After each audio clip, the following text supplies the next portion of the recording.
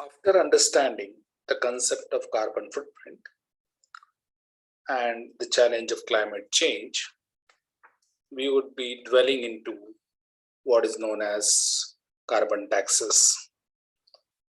We would be understanding how this initiative of carbon taxes is being taken by a few countries in the world so as to combat the climate change. We would be looking into what is the philosophy behind these carbon taxes and whether this carbon taxes is a solution in reducing the carbon footprint and tackling the climate change challenge. So let us begin with the interesting discussion on climate change and carbon taxes. So the challenge, as we know, and that comes from the universal agreement, namely the Paris Agreement on climate change. This talks about the challenge which is before us.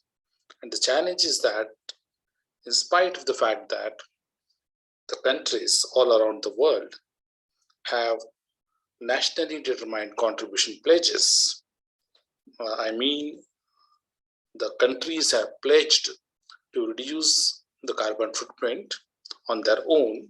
So it is called as nationally determined contribution pledges. And countries have in place the policies to reduce climate change. In spite of that, serious analysis says that we as a humankind, we as a world would fall short of what is needed to keep the global climate change, the global temperature rise, well below 2 degrees centigrade. And to reduce or to limit it to 1.5 degrees centigrade by 2100. So, though the promise is to keep the global temperature rise well below 2 degrees centigrade and aim for limiting it to 1.5 degrees centigrade by 2100, it is the challenge.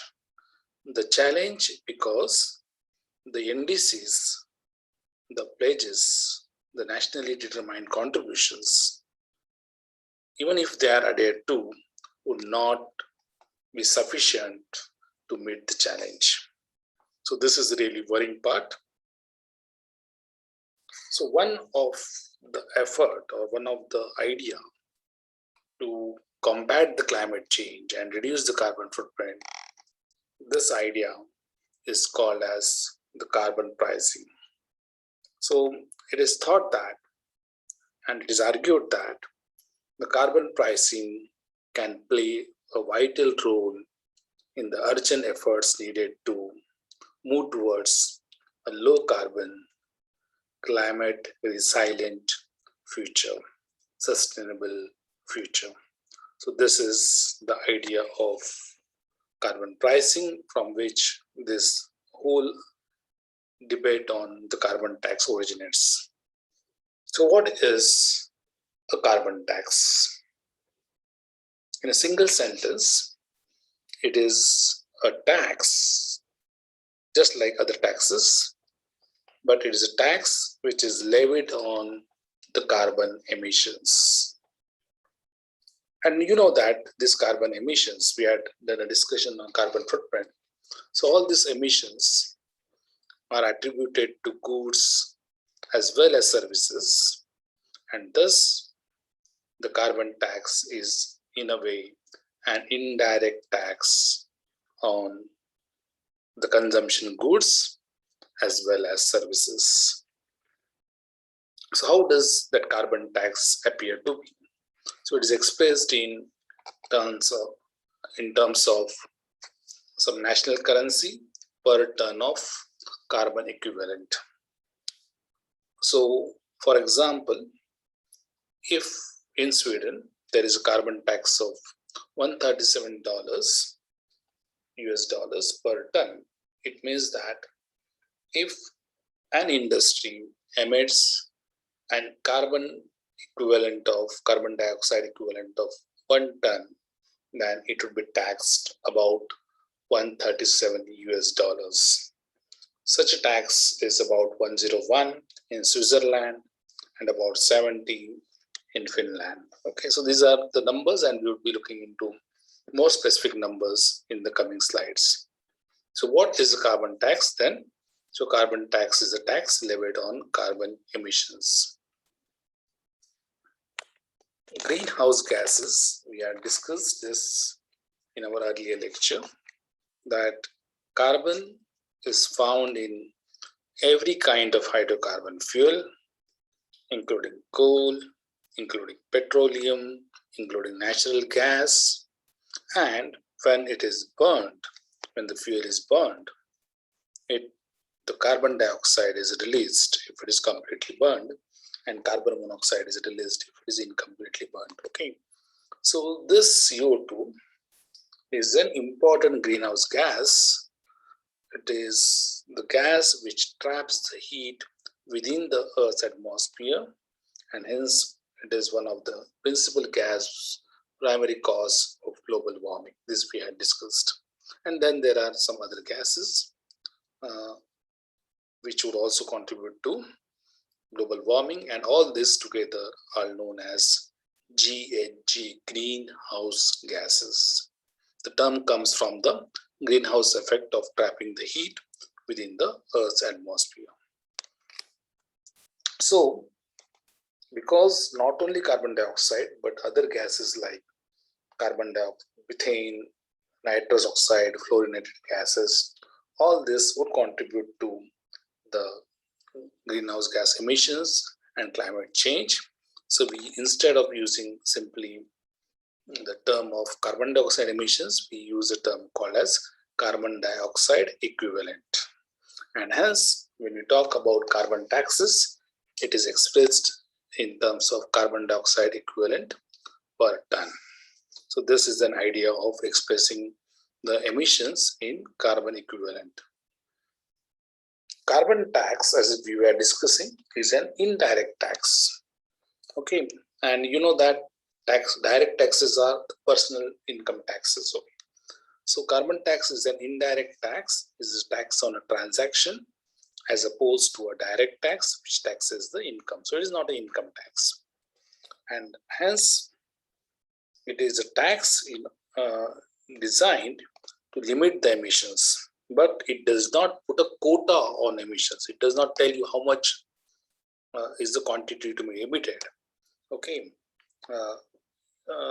One way of limiting the emissions is the government tells you that you can emit only so much of CO2. Okay, but that is not what is the idea behind carbon taxation. Instead of command and control method, what carbon taxes aims is, it would not put a limit on the emissions, but it believes that by increasing the prices on the goods and services which emit carbon dioxide, automatically there would be reduction in the consumption, because the prices of those commodities with more carbon footprint, if they are more, then that is going to contribute to reduction in the consumption. So this is the idea. So it believes in the market forces, and the market forces will take care of emissions instead of putting a quota through command and control method. So this way, this is an indirect tax, but different from quota or a limit which is mandatorily put by the government. So there is a term called as Pigovian tax, named after an economist. Why is this tax? Why is the carbon tax called as a Pigovian tax? Carbon tax is called as a Pigovian tax because it is a tax which is levied on the individuals and businesses because of the adverse effect on the society. So Pigovian tax is the tax which is levied on the society or business or individuals because it is going to create adverse effect on the society, and it is believed that carbon dioxide emissions and other greenhouse gas emissions, they are going to cause climate change, which is going to cause adverse effect on the society. Hence, we need to tax it. That is the idea of the carbon tax. So carbon tax is a Pigovian tax. We need to understand this very clearly. So what is the logic of the taxation? As we were saying, it believes in the market principles, and the logic is that if you tax the emissions, the carbon tax is seen as reducing the emissions by making it more expensive to use carbon-based fuels. Okay, because you're taxing them. So it would be more expensive to use carbon-based fuels. Therefore, the companies would have a reason to become more energy efficient to save their money. So this is the market logic. Okay, so this is the market logic behind carbon taxation, that reducing emissions would make it more expensive to use carbon-based fuels, and people would switch towards, the companies would switch towards more energy efficient options. And so would the consumers do. Consumers would also switch towards cleaner energy because the carbon tax would increase the cost of petroleum products, it would increase the cost of fossil-based electricity, and hence the consumers would see a reason to switch towards the clean energy. So this way there is a market logic of carbon taxation. Now what is the scope of tax? So scope of tax, if you do a study of the taxes which are levied by different countries, carbon taxes, you would find that each country has a different scope because it's not mandatory. So each country would have a different scope. For example, Norway has the carbon taxation regime which would cover more than 50 to 60% of its greenhouse gas emissions. Whereas the other end, you would have Spain, for example, which does not cover the other greenhouse gases except the fluorinated gases. Okay, so this way it is left to the country whether to levy carbon taxes and to what commodities, to what goods, what services should the carbon taxes be levied. Okay, so the scope of each country's carbon taxes therefore differs, which is unfortunate. And you would find that this is data which is available on the World Bank study site, wherein you would find a good survey of how different countries have responded to this carbon taxation thing. So for example, Finland is a leader. It started this carbon taxation thing way back in 1990, followed by the other Scandinavian countries, Norway, Sweden, Denmark, you see. Okay, and you'd find that Denmark, for example, has about 45% of their emissions covered. Norway has about 50 to 60% of their emissions covered. Okay, so is Iceland. Japan, for example, has a good coverage, right? And you would also find a very interesting thing on the other side, that there is a difference in the percentage emissions covered, and there is also difference in the rate of carbon tax. So there is not a uniform carbon tax regime. Some countries would charge as less as $1 per ton of carbon dioxide equivalent. Okay, whereas others would charge as high as 168 US dollars per ton of carbon dioxide equivalent. Okay, so you'd find that Sweden, for example, has a very high carbon tax, right? And you would find that France, for example, has a tax rate of around $10 to $30 US dollars per ton of CO2, right? So this way, there is a wide gap. Okay, there is a wide difference and a broader range, both in terms of percentage emissions covered as well as the amount of carbon taxes which people are ready to pay. Now, one argument which goes against the carbon taxation is that the carbon taxes are considered to be regressive. Now, why are they considered to be regressive? Because if we do a survey of how the emissions originate and where from they originate, you would find that lower income households would tend to spend a greater proportion of their income. Proportion, I'm not saying absolute amount, greater proportion of their income on emissions, heavy goods and services like transport, okay, so than the higher income households. So when you are levying a flat carbon tax, okay, on the goods and services, the poor, the lower income people would have to pay more tax as compared to the higher income people. And when you're talking about progressive taxation, what is progressive taxation? Progressive taxation means the people with higher income, they pay more taxes. People with lower income, they pay lower taxes. Here we find that carbon taxes, if you have a flat carbon taxes, right? The people of a lower income households, because they consume, they spend a greater proportion of their income on emissions, right? So they would be taxed more. So this way it is a regressive tax, right? Then what is the way out? Whether there is some solution to it. So experts have said that one way of making it progressive is to redistribute the revenue, because the government would get revenue from the carbon taxes, and this revenue which the government gets from the carbon taxes can be redistributed and to the poor people, to the lower income groups. And this way, the argument which goes against the carbon taxes of it being a regressive can be contained. Obviously, this would depend upon how the politics is being played out in that respective country. If there are more people demanding a progressive taxation regime, then the carbon taxes will be progressive. If the voices of the lower income people they are feeble, then maybe you would have a regressive carbon taxes, right? So this way, one can have a progressive as well as regressive carbon taxation regime. Okay. There is a proposal, and this proposal is mostly common in most of the countries, that the proposal of carbon taxation is what? We need to put a fee on fossil fuels, okay, and then we need to return that revenue back to the people. If it is a progressive regime, it will return more to the poorer people.